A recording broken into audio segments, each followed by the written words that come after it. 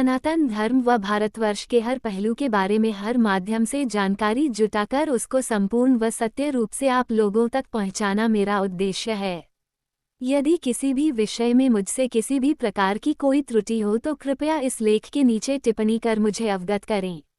और दोस्तों, बहुत विद्वानों का अपना अपना तर्क है और नीचे अपना तर्क बताया है। यदि आपको ठीक लगे तो सही, नहीं तो आप अपने तर्क से सोचें। श्रीराम कार्तिक माह में दिवाली के दिन अयोध्या लौटे या चैत्र माह में? रामचरितमानस के उत्तरकांड में श्रीराम के अयोध्या आगमन पर भव्य स्वागत का उल्लेख मिलता है। कहते हैं कि कार्तिक अमावस्या को भगवान श्रीराम अपना 14 वर्ष का वनवास पूरा करके अयोध्या लौटे थे। जब प्रभु श्रीराम अयोध्या लौटे तो सभी शहरवासी उनके आगमन के लिए उमड़ पड़े। भगवान श्रीराम अपना 14 वर्ष का वनवास पूरा करने के बाद पुनः लौट आए थे। आओ जानते हैं कि वे दीपावली के दिन ही पहुंचे थे या कि और किसी दिन। 1. श्रीराम के अयोध्या लौटने की तिथि पर इतिहासकारों में मतभेद हैं, लेकिन परंपरा के अनुसार कार्तिक अमावस्या अर्थात दीपावली को भगवान श्रीराम अपना 14 वर्ष का वनवास पूरा करके अयोध्या लौटे थे। 2. रावण का वध करने के बाद लंका से अयोध्या लौटते समय राम, लक्ष्मण, सीता एवं हनुमानजी पुष्पक विमान से अयोध्या के पास नंदीग्राम नामक स्थान पर उतरे थे, जहां पर राम की खड़ाऊं रखकर राजा भरत अपना राजपाट चलाते थे। कहते हैं कि नंदीग्राम में एक दिन रुकने के बाद वे दूसरे दिन अयोध्या पहुंचे थे। 3. ये भी उल्लेख मिलता है कि रावण वध यदि दशमी के दिन हुआ था तो उसके दूसरे दिन सीता को अग्नि परीक्षा से गुजरने के बाद अर्थात उन्हें अग्निदेव से वापस मांगने के बाद श्रीराम अयोध्या लौटे थे। मतलब ये कि वे एकादशी के दिन अयोध्या की ओर चले थे और रास्ते में वह निषादराज गोकेवट के यहाँ रुके भी थे। 4. वाल्मीकि रामायण में उल्लेख मिलता है कि श्रीराम का नंदीग्राम में भव्य स्वागत किया गया था। उस दौरान अयोध्या के सभी 8 मंत्री और राजा दशरथ की 3 रानियां हाथियों पर सवार होकर नंदीग्राम पहुंचे। उनके साथ अयोध्या के सभी नागरिक भी नंदीग्राम पहुंचे। 5. वाल्मीकि रामायण के युद्धकांड सर्ग 127 के अनुसार सभी नागरिकों, मंत्रियों और रानियों ने देखा कि श्रीराम पुष्पक विमान से धरती पर उतरे। सभी ने विमान पर विराजमान श्रीराम के दर्शन किए और वे उन्हें लेकर अयोध्या गए। 6. श्रीराम का जन्म इंडियन गवर्नमेंट के साइंस मिनिस्ट्री से मान्यता प्राप्त institute of scientific research on Vedas ISF के शोधानुसार श्रीराम का जन्म इस शोधानुसार 5114 ईसा पूर्व हुआ था। आईएसएफ डायरेक्टर सरोज बाला के शोध अनुसार श्रीराम ने रावण का वध 4 दिसंबर 5076 ईसा पूर्व किया था। फिर वे अलग अलग जगहों पर रुकते हुए 29वें दिन 2 जनवरी 5075 ईसा पूर्व वापस अयोध्या लौटे थे। अयोध्या लौटने के खुशी में अयोध्या वासियों ने दीपावली मनाई थी। रुकने के दिनों को छोड़कर इस सफर में उन्हें करीब 24 दिन लगे।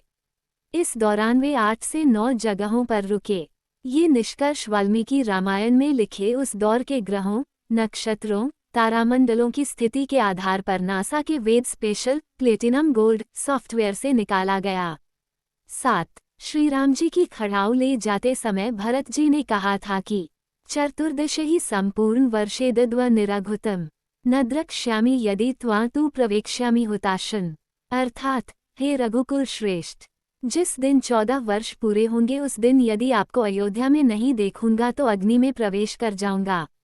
भरत के मुख से ऐसे प्रतिज्ञापूर्ण शब्द सुनकर रामजी ने भरत को आश्वस्त करते हुए कहा था तथेति प्रतिज्ञा अर्थात ऐसा ही होगा। 8. इसी प्रकार महर्षि वशिष्ठ जी ने महाराजा दशरथ से राम के राज्याभिषेक के संदर्भ में कहा था चैत्र श्रीमानया मास पुण्य पुष्पित कानन यौव राजाया रामस्य सर्व में वो कल्प्यताम, अर्थात जिसमें वन पुष्पित हो गए ऐसी शोभा कांति से युक्त ये पवित्र चैत्र मास है। रामजी का राज्याभिषेक पुष्प नक्षत्र चैत्र शुक्ल पक्ष में करने का विचार निश्चित किया गया है। षष्ठी तिथि को पुष्य नक्षत्र था। रामजी लंका विजय के पश्चात अपने 14 वर्ष पूर्ण करके पंचमी तिथि को भारद्वाज ऋषि के आश्रम में उपस्थित हुए।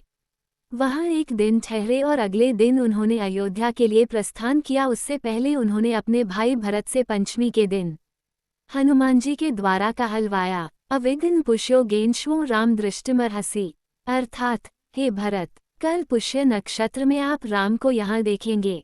इस प्रकार राम चैत्र के माह में षष्ठी के दिन ही ठीक समय पर अयोध्या में पुनः लौटकर आए।